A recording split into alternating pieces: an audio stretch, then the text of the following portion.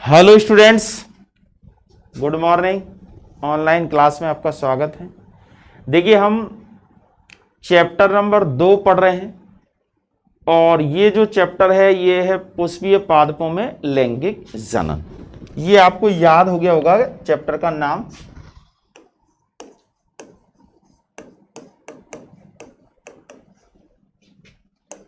पुष्पीय पादपों में लैंगिक जनन, sexual reproduction of angiospermae plants. इसमें देखिए हमने युग्मक जनन की क्रिया कैसे होती है, इसके बाद परागण के बारे में पढ़ा। परागण के पश्चात पराग स्त्री केसर पारस्परिक क्रिया, जिसमें परागकण वर्तिकाग्र पर पहुंच करके अंकुरित होता है और पराग नलिका का निर्माण करता है। इसके बाद अगली जो लैंगिक जनन की जो प्रक्रिया है, इसमें निषेचन हो जाता है। अर्थात इन आवृतबीजी पादपों की विशेषता होती है कि इनके अंदर जो निषेचन होता है ये द्विनिषेचन या ड्यूअल फर्टिलाइजेशन होता है, जिसमें एक तो होता है वास्तविक निषेचन और एक होता है त्रिक संलयन, ट्रिपल फ्यूजन। इसके निषेचन के पश्चात अब हम निषेचन पश्च प्रवस्थाएं पढ़ रहे हैं। निषेचन पश्च प्रवस्था। देखिए, हमने आपको सबसे पहले यह बताया था कि भाई ये जो लैंगिक जनन की जो प्रक्रिया होती है, ये प्रक्रिया 3 भागों में बांट करके इसे जाना जाता है। एक तो होता है निषेचन से पहले की जो प्रक्रिया होती है, जिसे हम कहते हैं निषेचन पूर्व प्रवस्था, जिसमें युग्मकों का निर्माण होता है, जिसे हम युग्मक जनन कहते हैं, और उसके बाद जो है युग्मक का स्थानांतरण होता है। दूसरी जो प्रवस्था होती है वो निषेचन प्रवस्था होती है। तीसरी जो निषेचन के बाद की जो प्रक्रियाएं होती हैं वो कहलाती है निषेचन पश्च प्रवस्था। तो निषेचन पश्च प्रवस्था में क्या होता है कि निषेचन क्रिया से निषेचन क्रिया के पश्चात निषेचन क्रिया के पश्चात 2 प्रकार की संरचनाएं बनती हैं। निषेचन के पश्चात एक तो बनती है प्राथमिक भ्रूणपोष केंद्रक। ये त्रिक संलयन से बनी हुई संरचनाएं जो कि त्रिगुणित होती हैं। और दूसरा जो है, इससे युग्मनज का निर्माण होता है। युग्मनज जो कि 2n है। यानी निषेचन क्रिया के पश्चात प्राथमिक भ्रूणपोष केंद्रक और युग्मनज का निर्माण होता है। ठीक है, ये यहां तक की बात आप जान लें।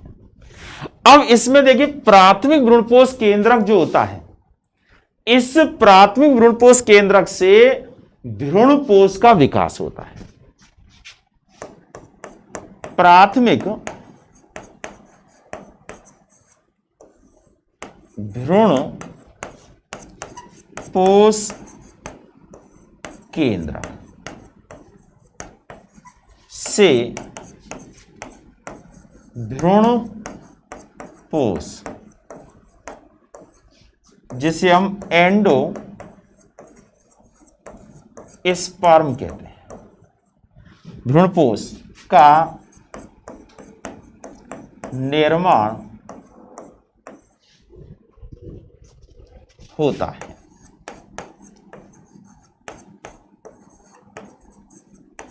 अब देखिए, हम भ्रूणपोष के बारे में कल पढ़ चुके हैं कि ये जो भ्रूणपोष बनता है, ये जो विकसित होता हुआ या परिवर्धित होता हुआ जो भ्रूण होता है, उस भ्रूण का पोषण करने का कार्य करता है।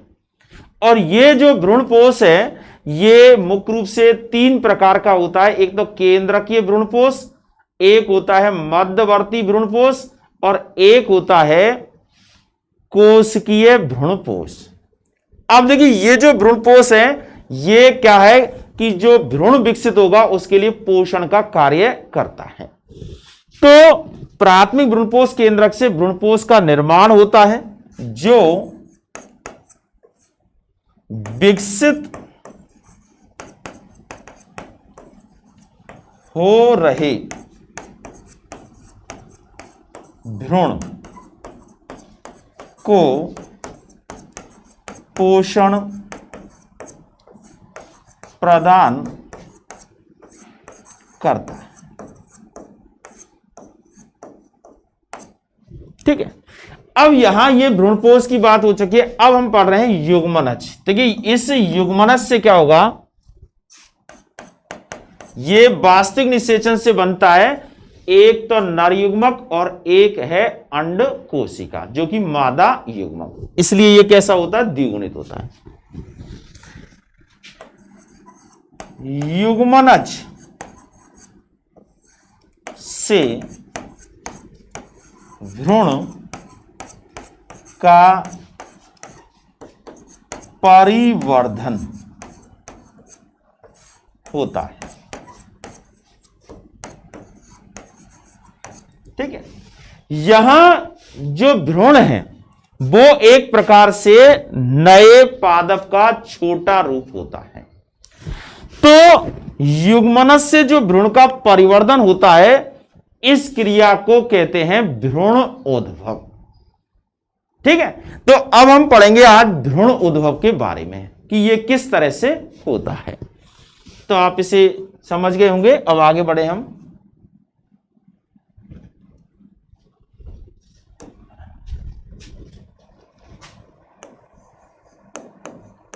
भ्रूणोद्भव,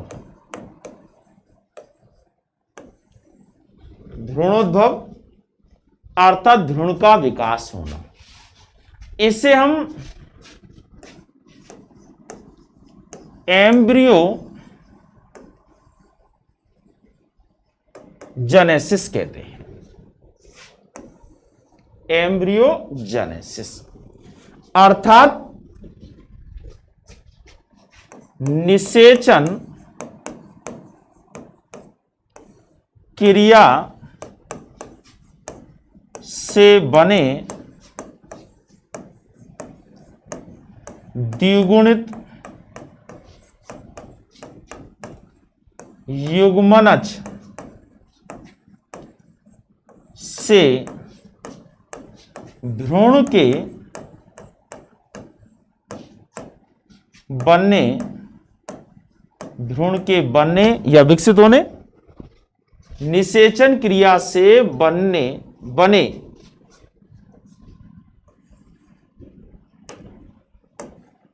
निषेचन क्रिया से बने द्विगुणित युग्मनज से भ्रूण के बनने की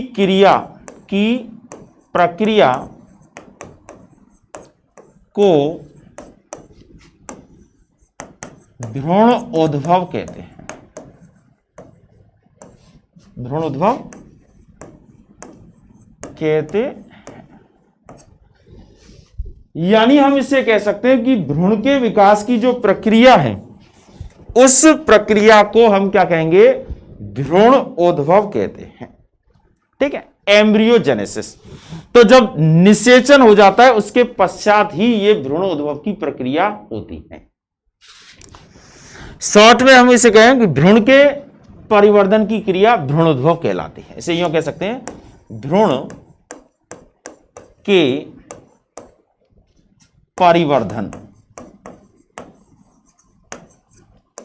की प्रक्रिया भ्रूणोद्भव कहलाती है। ये पूछा गया था एक बार बोर्ड की परीक्षा में, पहला प्रश्न ये था भ्रूण उद्भव किसे कहते हैं। तो भ्रूण के परिवर्धन या भ्रूण के विकास की प्रक्रिया को भ्रूणोद्भव कहते हैं, या इसको अगर समझे तो निषेचन क्रिया से जो द्विगुणित युग्मनज बनता है उससे भ्रूण के बनने की जो प्रक्रिया है उसे भ्रूणोद्भव कहते हैं। बात वही है। अब देखिए, ये जो भ्रूण होते हैं, कह सकते हैं पादप दो प्रकार के होते हैं। एक तो होते हैं एक बीजपत्री और एक होते हैं द्विबीजपत्री। तो इस भ्रूण उद्भव की जो प्रारंभिक प्रक्रिया है उसमें क्या होता है कि द्विबीजपत्री और एक बीजपत्री दोनों के अंदर एक जैसी संरचनाएं बनती हैं, लेकिन बाद की जो अवस्था है उनमें क्या होता है कि द्विबीजपत्री पादपों के भ्रूण का विकास अलग तरीके से होता है और एक बीजपत्री पादपों के भ्रूण का विकास अलग तरीके से होता है। तो हम कह सकते हैं कि इस भ्रूण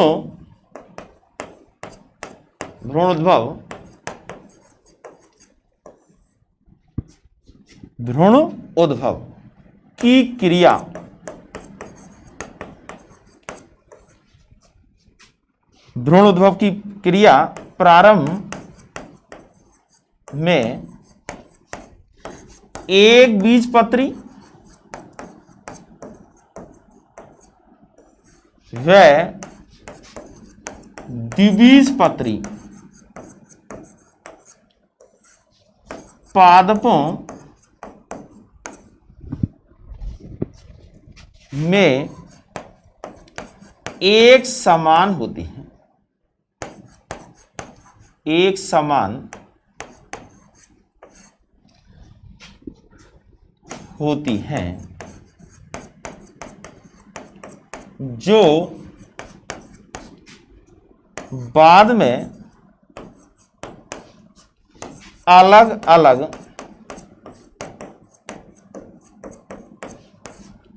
प्रकार या अलग अलग प्रकार से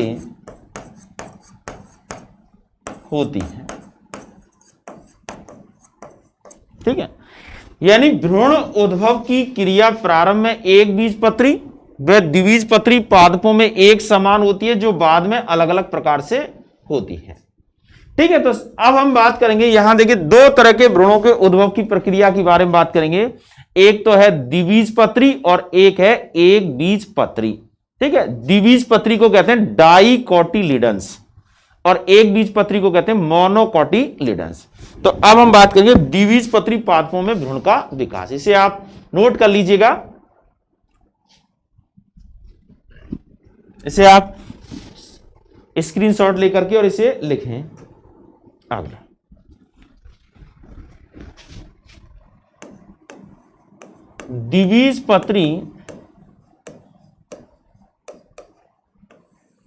द्विबीजपत्री क्या होते हैं? डाइकोटिलीडंस होते हैं, डाइकोटिलीडंस बोलते हैं इनको। द्विबीजपत्री पादपों में भ्रूण का विकास। द्विबीजपत्री पादपों में भ्रूण का विकास यानी कह सकते हैं कि डेवलपमेंट्स ऑफ डाइकॉट एम्ब्रियो। अब देखिए, ये जो द्विबीजपत्री पादपों में जो भ्रूण है का विकास है, इस प्रक्रिया का अध्ययन एक द्विबीजपत्री पादप, जिसे हम कह सकते हैं एक तरह से घास जैसा पादप होता है, खरपतवार पादप होता है, जिसका नाम है कैप्सेला बर्सा पेस्टोरिस नामक पादप के अंदर इसका अध्ययन किया गया था।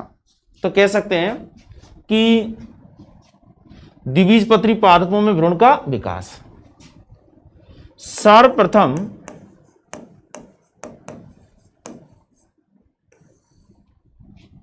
द्विबीजपत्री पादप कैप्सेला वर्षा पेस्टोरिस। ये पादप का नाम है कैप्सेला वर्षा पेस्टोरिस। इस पादप पर सबसे पहले अध्ययन किया गया, सर्वप्रथम द्विबीजपत्री पादप कैप्सेला वर्षा पेस्टोरिस में भ्रूण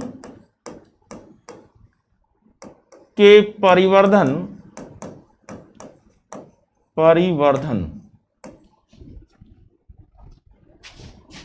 का अध्ययन किया गया था।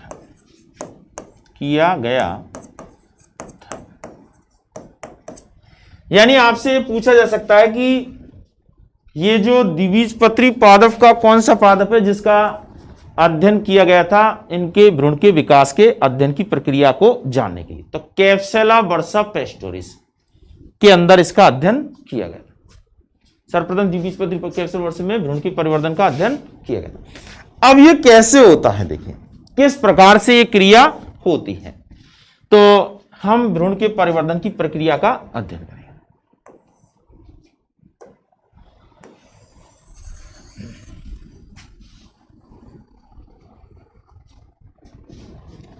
देखिए इसमें होता क्या है कि ये है भ्रूण कोश। इस भ्रूण कोश के अंदर यहां पर ये युग्मनज बन जाता है। निषेचन के पश्चात युग्मनज बन गया है जो कि तो है।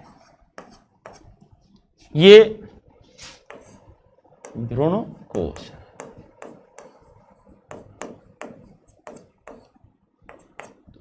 अब देखिए हम ये जो भ्रूण का विकास होता है वो किससे होता है, युग्मनज से। तो इस युग्मनज को अगर हम बाहर निकाल लें, ये अब इस युग्मनज, ये जाइगोट है, युग्मनज है, इसको अंग्रेजी में जाइगोट कहते हैं। ठीक है, इसमें ये केंद्रक है जो कि ये कैसा है, 2n है, द्विगुणित अवस्था में है। अब भ्रूण के परिवर्धन की जब प्रक्रिया की शुरुआत होती है तो सबसे पहले यहां पर एक विभाजन होता है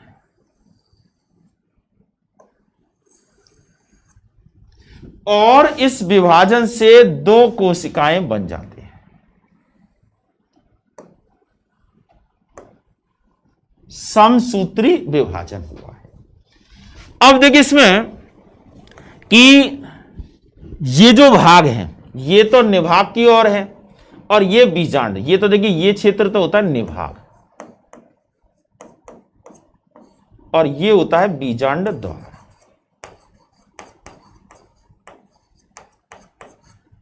माइक्रो निभाग क्षेत्र और ये है बीजांड द्वार क्षेत्र, 2 क्षेत्र हैं। अब इसमें क्या होता है कि ये जो क्रिया होती है बीजांड द्वार की ओर जो क्रिया, यानी ये यहां पर एक कोशिका जो है ये कहलाएगी आधारी कोशिका। इसका नाम दे दिया आधारी कोशिका। ठीक है, आधारी कोशिका, और एक जो है इसको कहते हैं अग्रस्त कोशिका।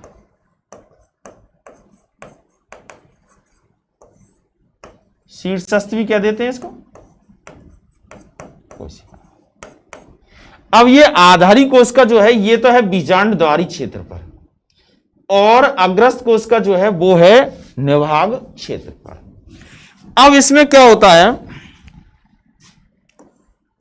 ये जो आधारी कोशिका है इस आधारी कोशिका में लगातार समसूत्री विभाजन होते हैं और इससे क्या होता है कि एक कोशिका, यानी इस तरह की संरचना बन जाती है कि ये लगातार विभाजन कर रही है, समसूत्री विभाजन हो रहा है।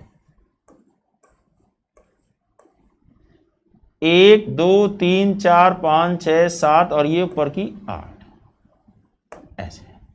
ये जो अग्रस्त कोशिका है, इसमें क्या होता है कि पहले 4 कोशिकाएं बनती हैं, फिर एक बार फिर विभाजन हो जाता है, फिर ये 8 कोशिकाएं बन जाती हैं। इस तरह की क्रियाविधि हो जाती है, ठीक है। अब इसमें क्या होता है कि ये तो है सब समसूत्री विभाजन से,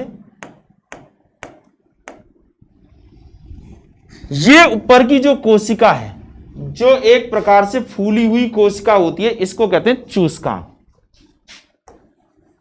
चूसकांक। और ये जो है ये निलंबक कोशिका है, निलंबक सस्पेंसक कोशिका है। और ये एक प्रकार से 8 कोशिकाओं का एक समूह है, जिसे कह सकते हैं अष्टक, ऑक्टेन, अष्टक। अब देखिए आगे जब विकसित होता है तो इसमें क्या हो जाएगा कि ये जो अष्टक है यानी ऑक्टेंट जो है 8 कोशिकाओं का है, इन कोशिकाओं में लगातार विभाजन होता है। तो इससे ये तो निलंबक है,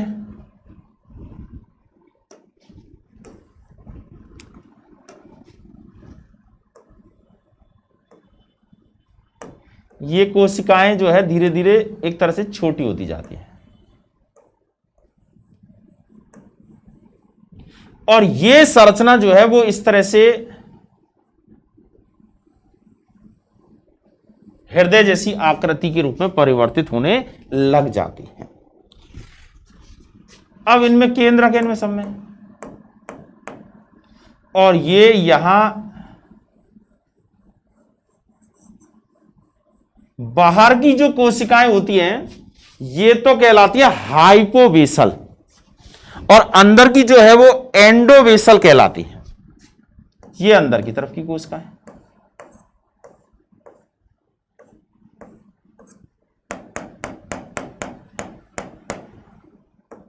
ठीक है। अब ये पूरी संरचना जो है वो निलंबक हो गया,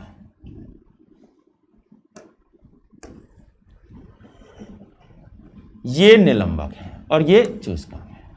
अब ये एक तरह से प्राक भ्रूण बन गया है,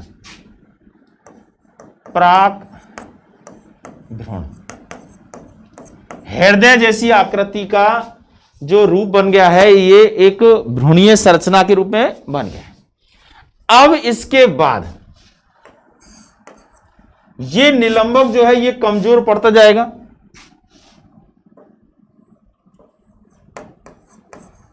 इसका काम है भ्रूणपोष से पोषक पदार्थों को प्राप्त करना, ठीक है। ये एक तरह से छोटा हो गया है, और ये यहां पर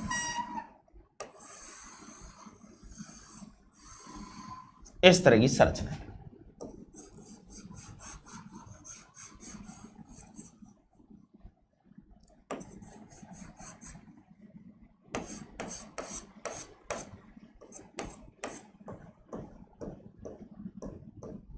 ठीक है। अब ये जो दो बने हैं ये क्या है, बीज पत्र है, ये बीज पत्र कहते हैं ना, द्विबीजपत्री, बीज पत्र, 2 बीज पत्र बन गए। और ये जो क्षेत्र है यहां, ये क्षेत्र कहलाएगा मूलांकुर, और ये क्षेत्र जो है ये कहलाएगा प्रांकुर, प्रांकुर। तो इस तरह की संरचना जो है ये बन जाती है, और ये जिस भाग पर होते हैं, देखिए यहां बीज पत्राधार है, और ये बीज पत्र, बीज पत्राधार बोलते हैं इसको, बीज पत्राधार, और ये है बीज पत्रोपरिक,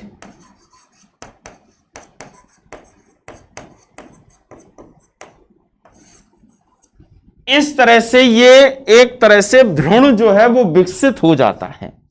ये भ्रूणीय संरचना जो है ये कहां होती है, ये होती है बीज के अंदर। अब देखिए ये जो अक्ष है ये वाला प्रांकुर और मूलांक, इसको कहते हैं भ्रूणाक्ष, भ्रूण का अक्ष तो कहलाएगा भ्रूणाक्ष।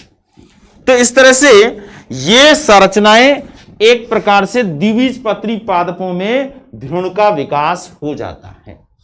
अब देखिए आपने चित्र देखे हैं कि सबसे पहले निषेचन हुआ, इसमें सर्वप्रथम अनप्रस्थ विभाजन हुआ, 2 कोशिकाएं बनी, एक आधारी कोशिका, एक अग्रस्थ कोशिका।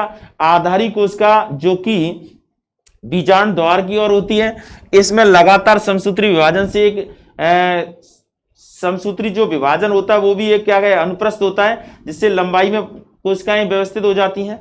एक नीचे की जो अग्रस्थ कोशिका है जिसमें अनुदैर्घ्य और अनुप्रस्थ विभाजन होते हैं, तो पहले 4 कोशिकाएं बनती है यानी चतुष्टक बनता है, फिर 8 कोशिकाएं बनती है, अष्टक बनती है, फिर इनमें लगातार विभाजन होता जाता है और ये एक हृदय जैसी आकृति की संरचना में बदल जाते हैं, तो इसे प्रागभ्रूण कहते हैं। और ये प्रागभ्रूण से 2 बीज पत्र बन जाते हैं, साथ में इसका जो अक्ष है वहां पर बीज पत्रोपरिक भाग और बीज पत्राधार भाग होते हैं। बीज पत्रोपरिक भाग होता है, वहां जो उभरी हुई संरचना होती है उसे प्रांकुर कहते हैं, जिससे कि प्ररोह का विकास होता है। और बीज पत्राधार है, यहां से मूलांकुर अर्थात मूल का विकास होता है। तो इस तरह से ये क्या है कि द्विबीजपत्री पादपों में भ्रूण के विकास की जो है प्रक्रिया होती है। ठीक है, तो आप समझ गए इन चित्रों को आप बनाइएगा एक बार, फिर हम कल यही से आगे बढ़ाएंगे इस चीज को। ठीक, समझ में आ गया होगा और इन चित्रों को आप आवश्यक रूप से बनाइएगा। ठीक है, तो एक एक करके हम आगे बढ़ते जा रहे हैं। कोर्स हमारा बढ़ रहा है, दूसरा चैप्टर समाप्ति की ओर बढ़ रहा है। आप अच्छे से घर बैठ के पढ़ाई कीजिएगा और कोई समस्या हो तो आप हमसे पूछ सकते हैं। आज के लिए इतना ही, ओके।